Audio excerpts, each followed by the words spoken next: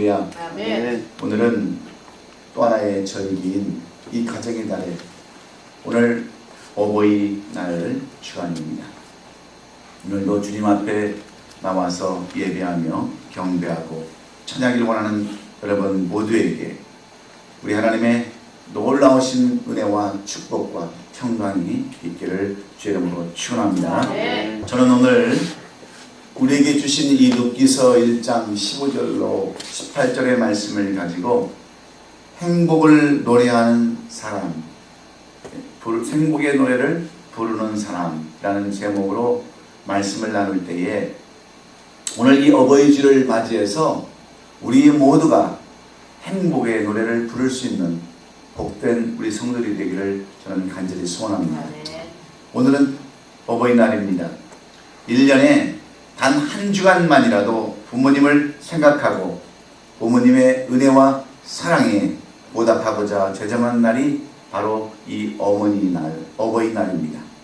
그래서 살아계신 부모님께는 이렇게 빨간 카네이션을 이렇게 달아드리고, 이미 부모님이 돌아가셔서 안 계시는 분들은 하얀 카네이션을 이렇게 묘에다가 이렇게 또 갖다 드리는 유래가 계속해서 전해져 내려오고 있습니다.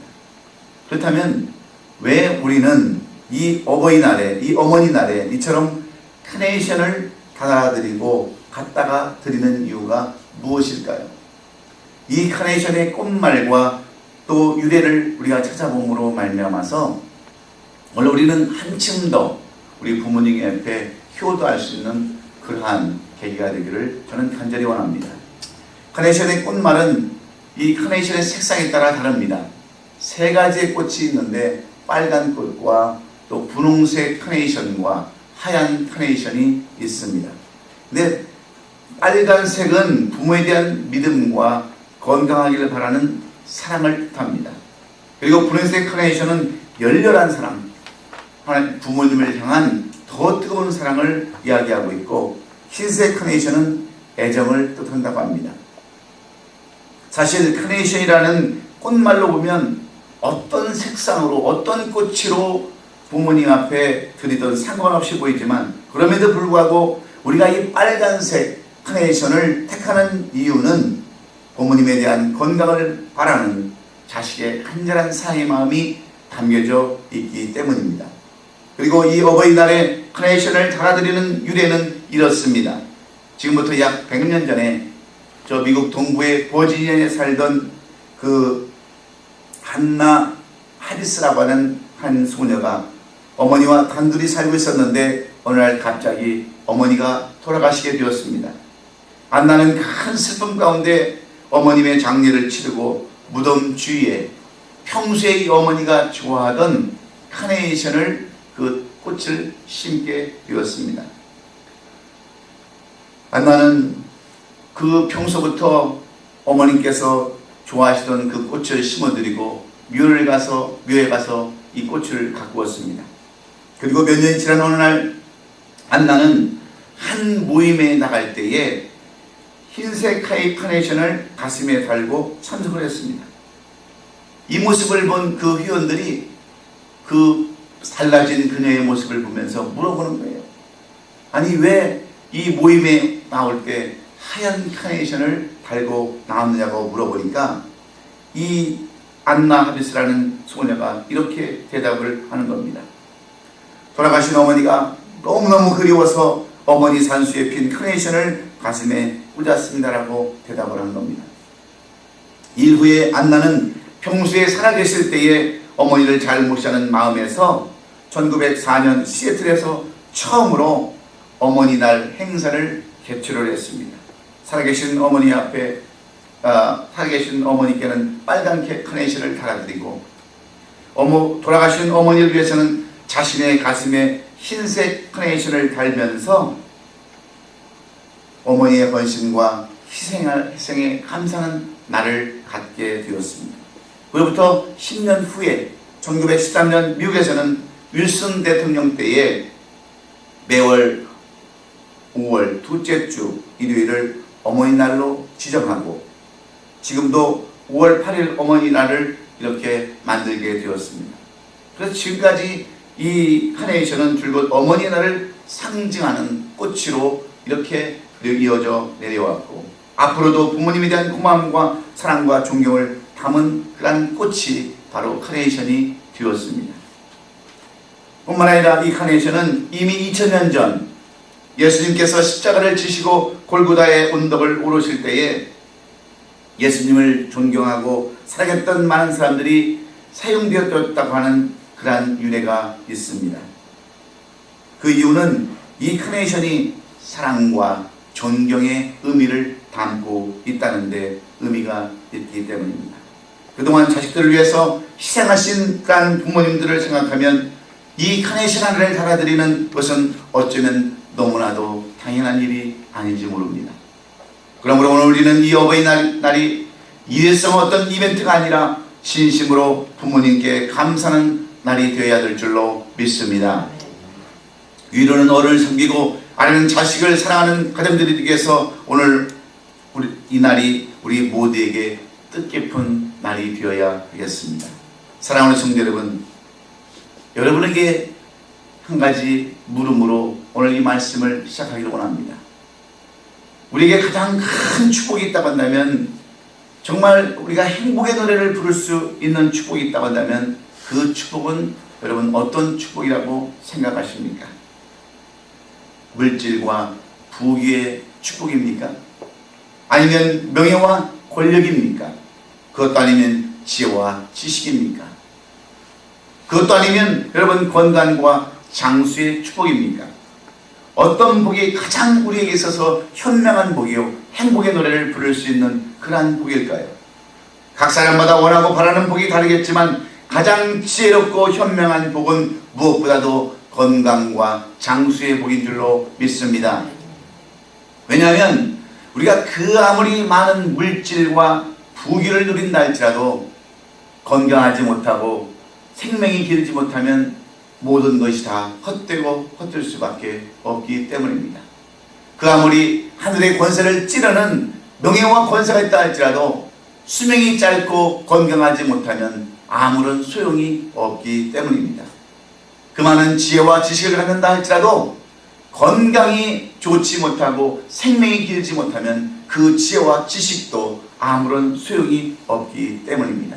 그러나 물질은 조금 없어도 명예는 좀 없다 할지라도 지혜는 좀 없다 할지라도 오래 살고 건강하다 보면 언젠가는 물질도 얻을 수 있습니다.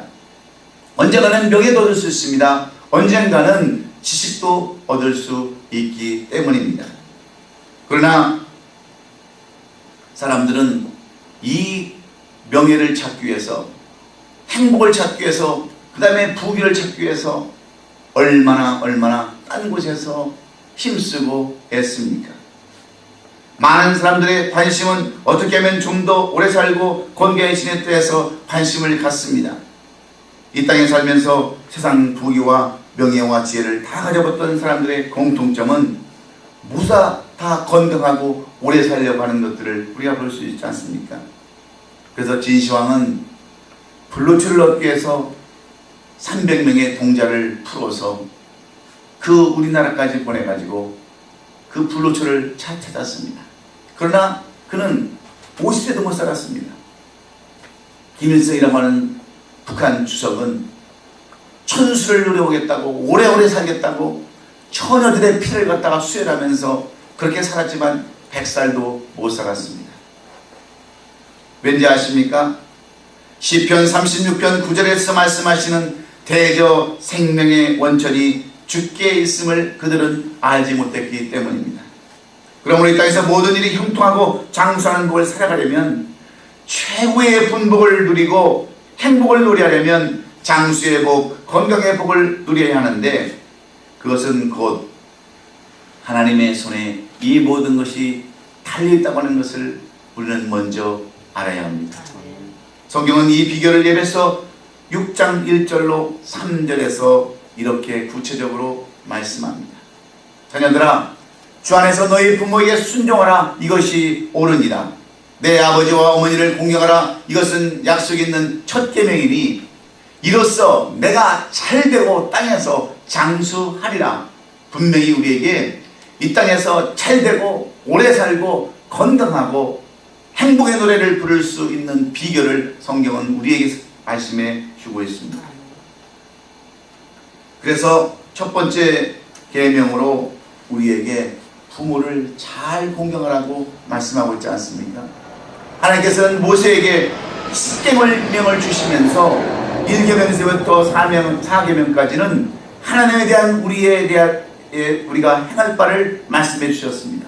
그리고 5계명부터 10계명까지는 인간관계에 대해서 행할 바를 말씀해 주셨는데, 인간관계에서도 가장 우선되는 것이 무엇이냐? 바로 부모를 섬기는 것, 부모에게 효도하는 것이라고 제5계명에서 인간관계 속에서 제일 우선되는 것이라고 말씀해 주고 있습니다. 이걸 이렇게 성경이 우리를 향하여 부모를 섬기는 것이 인간윤리의 첫 번째 행위임을 강조하는 이유가 무엇입니까?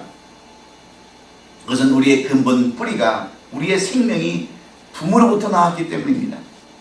우리의 근본 태생이 부모이기에 부모가 잘났던 못났던 부모 없이는 우리가 존재할 수 없기 때문입니다. 그러므로 성경이 가르쳐 주시는 말씀은 부모에게 효를 행해서 은혜에 보답하는 길이 곧 하나님을 기쁘시게 하는 길이라고 이렇게 성경은 강조하고 있는 겁니다. 골로새서 3장 20절에 자녀들아 모든 일에 부모에게 순종하라 이는 주 안에서 기쁘게 하는 것이다. 이것을 현대 성경으로 풀어보면 이렇게 기록해 놨습니다. 자녀들아 모든 일에 순종하라 이것이 바로 주님을 기쁘시게 하는 일이라고 성경은 이렇게 번역해 놓았습니다. 사랑하는 성도 여러분, 우리를 낳아주시고 길러주신 눈앞에 보이는 부모를 섬기지 못하면서 보이지 않는 하나님을 섬긴다 그러고 사랑한다고 하는 것은 여러분 거짓과 똑같습니다. 그러므로 하나님을 먼저 눈에 보이는 부모를 공경할 때 만사가 잘되고 장수하는 축복을 내려주시겠다라고 약속하고 있습니다. 이 약속된 복을 허락해 주시기 위해서 성경은 부모를 공경하여 상통한 삶을 살았던 요셉과 오늘 본문에 나오는 루시라는 여인을 우리에게 샘플로 실제적인 삶을 우리에게 증명해 보이기를 원하고 있습니다. 우리가 잘 아는 요셉은 어려서부터 부모의 사랑을 받고 자란 소년이 요셉 아닙니까? 어려서부터 칠색옷을 입고 아버지의 사랑을 많이 받고 자랐지만 그는 형들의 질투와 시기로 이스마엘 사람들에게 팔려가서 13년이라는 세월을 종으로 때로는 죄수로 힘든 삶을 살았습니다. 많은 고생을 하면서 이 요셉은 살았습니다. 그의 아버지 야곱은 자식들의 속임수로 그 아들 요셉이 사나운 짐승에게 찢겨 죽은 줄 알고 얼마나 가슴을 아파하며 슬퍼했는지 모릅니다. 우리 옛말에 부모가 죽으면 들에 묻고 자식이 죽으면 가슴에 묻는다고 하는 그런 말처럼 요셉의 아버지 야곱은 그 아들 요셉을 가슴에 묻고 살았습니다. 아버지도 슬프고 자식도 슬픈 그런 삶을 살았습니다. 세월이 흘러서 13년이 지난 어느 날 요셉의 나이 30이 되었을 때 요셉은 국무총리가 되었다고 하는 것이 우리가 잘 아는 요셉의 이야기가 아닙니까? 그런데 참으로 중요한 사실 하나는 왜 요셉이 이렇게 험악한 세월을 살면서 종으로 살면서 죄인으로 살면서 왜 그가 국무총리라고 하는 애굽 땅의 두 번째 지리자가 되는 그러한 위대한 사람이 되었는가? 왜 부와 수와 모든 것을 누리는 사람이 되었는가? 우리는 이 요셉의 고백을 통해서 이 요셉이 왜 복받을 수밖에 없었는가를 성경은 말씀해 줍니다. 나는 요셉이라 내 아버지께서 아직 살아계시니까 물어보는 이 말 속에서 우리는 요셉의 효심을 볼 수 있습니다. 가나안 땅이 흉년이 들어서 모든 사람들이 애굽으로 식량을 사러 갔을 때 요셉은 가장 먼저 부모 자기 아버지의 소식을 물어봤습니다. 아버지가 잘 계시냐? 아버지가 건강하시냐고 물어보면서 흉년이 앞으로 5해가 남았으니 내가 아버지를 부양하리다 하면서 아버지와 모든 식구들을 애굽 땅 고센 땅으로 인도해서 그곳에서 형제들과 모든 사람들을 잘 부양한 이 효심, 잘 돼서 부모를 효도하는 것이 아니라 잘 되기 전에도 항상 부모에게 효도했던 이 요셉을 통해서 하나님은 위대한 역사를 이뤄가셨던 것을 볼 수 있습니다. 요셉의 위대함은 총리가 아닙니다. 총리라고 하는 직책이 아니라 그보다 가족에 대한 그의 태도, 부모에 대한 극진한 효도의 모습을 우리가 볼 수 있습니다. 요셉은 지금까지 험악한 세월을 보냈지만 아버지를 원망하지도 않았습니다. 형제들을 원망도 하지 않았습니다. 오히려 어려움을 만난 가족들을 보살피고 노력하는 효심을 우리가 볼 수 있지 않습니까? 창세기 40장 7절 8절을 보면 가족을 구원하려고 하나님께서 먼저 나를 이곳에 보내셨다라고 말하는 이 요셉, 여러분은 과연 그렇게 할 수 있겠습니까? 이러한 요셉은 힘들고 어려워서 가나안 땅에서 그 모든 가족들을 포함해서 80년을 애굽에서 보냈습니다. 70명의 식구들이 그곳에서 행복하게 살았습니다. 이 영통한 삶은 그들이 생육하고 충만하고 번성하여 창성하여 열심히 창대했다고 하는 말씀으로 이 가족들을 이렇게 표현하고 있습니다. 한 사람의 생활의 효성으로 70명이 200만 명으로 늘어나고 하나님의 택하신 위대한 이스라엘 백성들로 거듭난 것은 바로 이 요셉이라고 하는 효도하는 아들이 있었음을 우리는 기억해야 합니다. 오늘 본문에 하는 루시라는 여인도 똑같습니다. 이 여인은 태어나면서부터 저주받은 모압 여인이었다라고 성경이 말하고 있습니다. 아브라함의 조카 롯은 아브라함의 간절한 기도로 인하여 소돔과 고모라 성에서 구원받았습니다. 그런데 그 두 딸이 아버지 롯과 동침해서 자식을 낳았는데 큰 딸의 아들은 모압이요 작은 딸의 아들은 암몬이었습니다.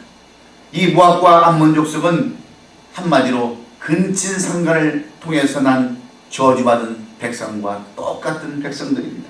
그래서 신명기 23장 3절에서 이들을 뭐라고 표현하고 있습니까?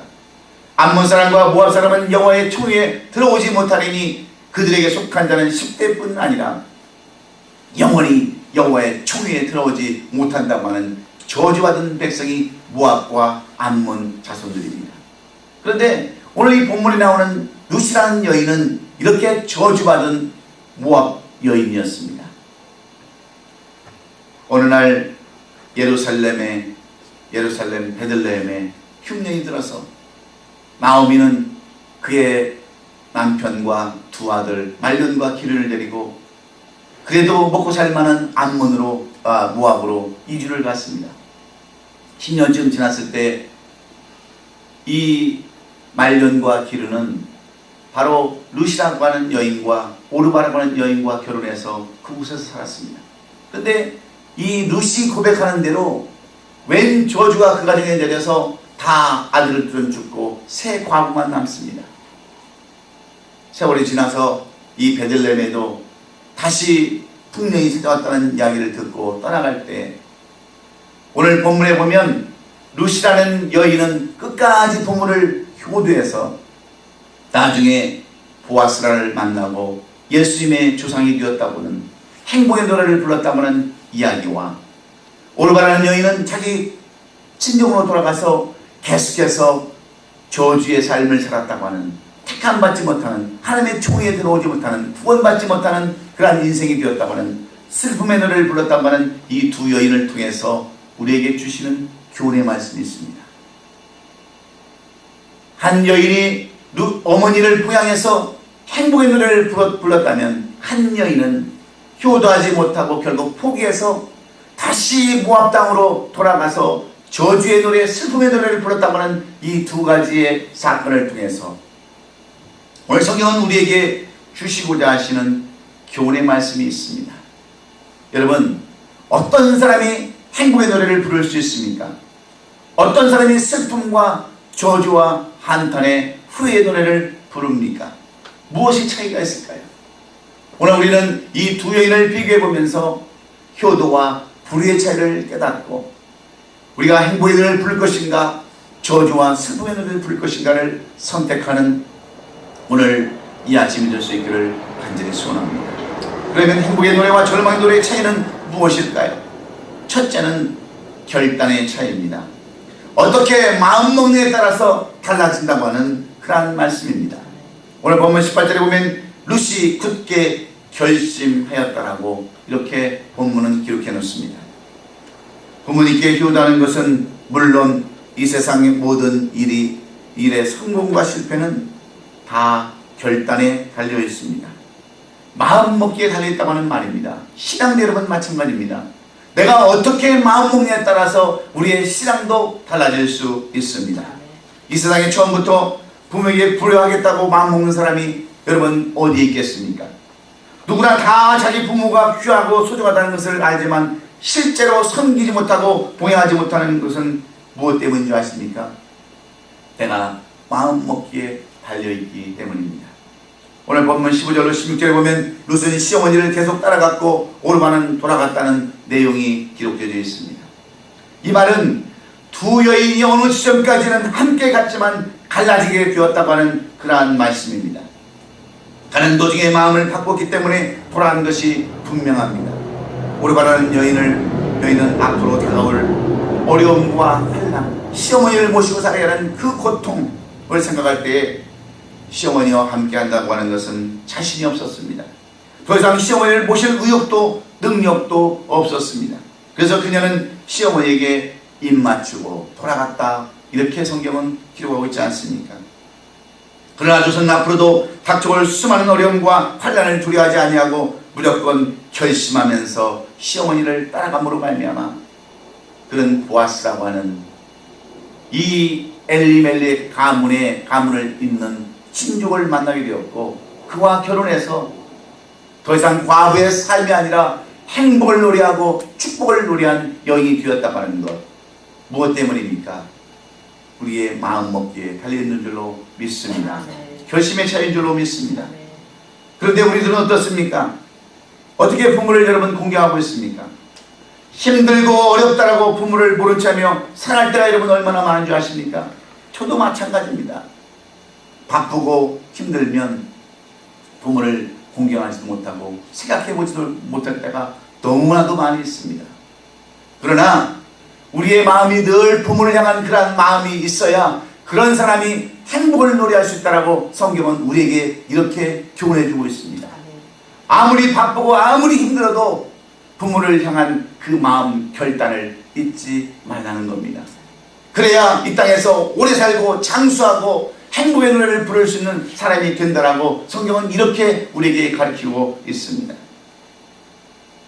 부모님께 효도하는 것은 해도 되고 안 해도 되는 것이 아니라 반드시 해야 한다고 하는 이 하나님의 명령에 따라서 오늘 우리는 다시 한번 마음을 새롭게 하고 결단함으로 부모가 없으면 장인 장모라도, 부모가 없으면 영적인 부모라도, 아니면 다른 부모라도 내가 출세를 다해서 섬기겠다고 하는 결심과 결단으로 우리도 행복의 노래를 부를 수 있는 저와 여러분 될 수 있기를 주의 이름으로 축원합니다.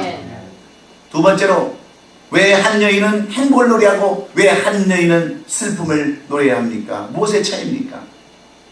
신앙의 차이입니다. 말씀에 따라 순종하느냐 말씀에 따라 순종하지 못하느냐의 차이가 있음을 오늘 성경은 우리에게 가르쳐주고 있습니다. 모압 땅으로 이주한 나오미와 그의 남편 엘리멜렉, 그랬고 두 아들 말건과 기류는 나오미의 표현대로 하나님의 징벌을 받아서 다 모압 땅에서 죽었다라고 이렇게 기록되어 있습니다. 그래서 나오미와 두 자부 만남게 되었는데 두 자부의 차이점은 하나님에 대한 신앙의 차이가 있음을 분명하게 우리에게 보여줍니다. 시어머니 나오미는 비록 유대 땅 베들레헴의 흉년이 들어서 고향을 떠나기도 했지만 한 가지 하나님에 대한 믿음은 남아있었습니다. 하나님의 신에 대한 신앙이 남아있었기 때문에 늘 베들레헴을 사모했고 그곳에 흉년이 끝나자 다시 돌아가게 된 것을 우리가 볼 수 있지 않습니까?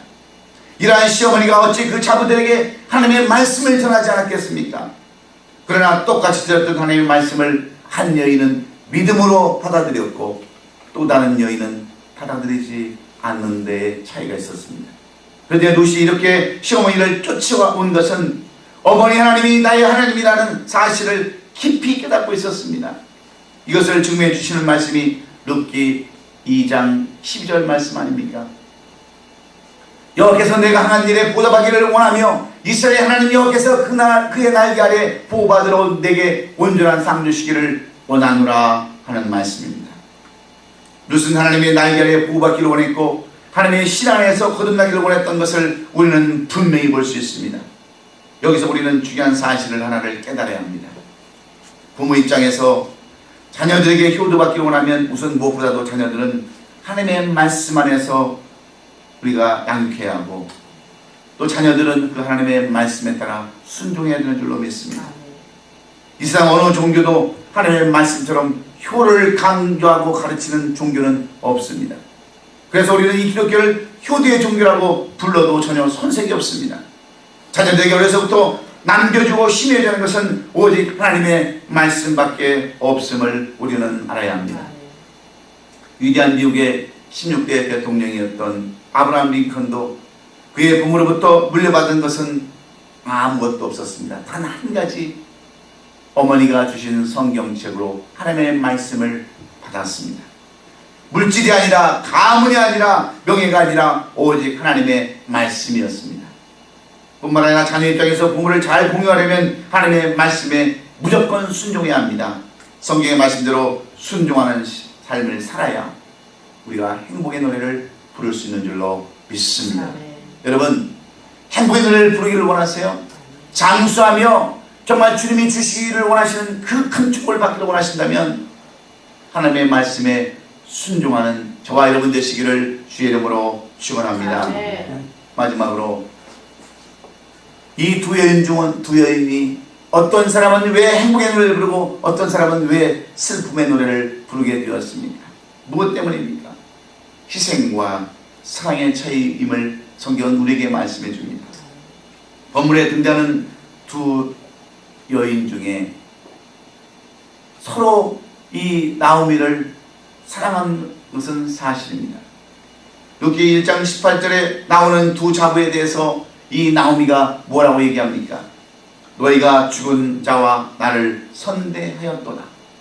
죽은 시아버지와 죽은 두 남편을 너희가 선대했다. 너희가 잘 봉해했다라고 성경은 분명히 말씀해 주고 있습니다. 그렇습니다. 나오미도 오르바도 아니면 룻도 서로 봉양하고 서로 잘 지냈습니다.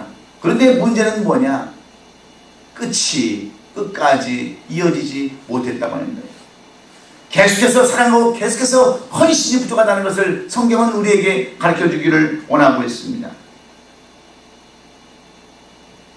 나오미가 다시 베들레헴으로 돌아오고자 했을 때 시어머니는 오르바가 며느리에게 돌아가라고 말한 이유가 있습니다.